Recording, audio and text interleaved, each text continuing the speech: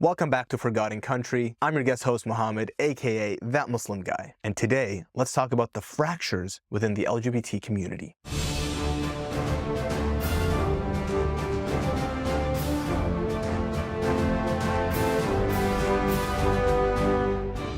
In the past few years, we started seeing the more radical elements of the trans movement taking the Western society by storm. We are witnessing educators, public figures, or influencers display grooming behavior. Some educators were exposed by Project Veritas, whereby they were targeting 2 to 3-year-old children with an attempt to get rid of the gender binary. Their objective was to push their own agendas of the gender non-binary and of gender identity confusion. This has resulted in multiple LGBT groups such as Gays Against Groomers standing up and vocally opposing this radical trans movement. So what factors led to these groups vocalizing their dissent? We have witnessed public figures on social media, adults, encouraging minors, like children, to speak with them privately, to message them privately, and to chat with them on various topics, including topics of a sexual nature, and encouraging cutting off contact with their own parents when they do not understand them or do not support their gender dysphoria. We are seeing members of the movement, including educators, normalize pedophilia by changing the name pedophilia, which they deemed as too negative, to MAP, minor attracted person. And finally, we are seeing drag shows targeted at children. Drag shows. What is drag, you may ask? Is it drag racing, like with cars? No, it's not anymore. Drag is a form of adult entertainment.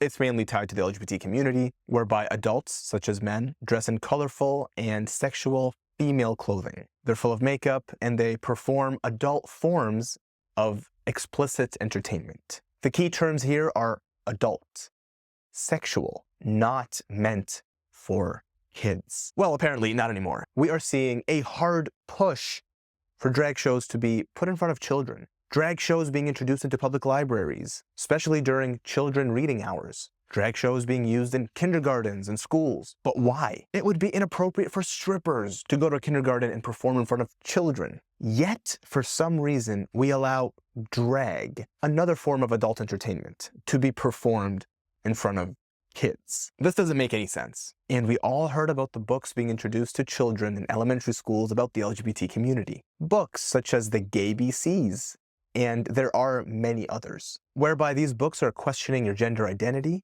and they are books of a sexual nature. Some of these words and images are too sexual to even be shared on the news, yet they are deemed as appropriate to be shared with children. Therefore, the LGBT groups that oppose all the above are vocalizing their disapproval of all of this. They're stating this is harming the LGBT community. It is setting them back decades. It is turning people against the community. It is targeting children, which goes against the wishes of the majority of the LGBT community.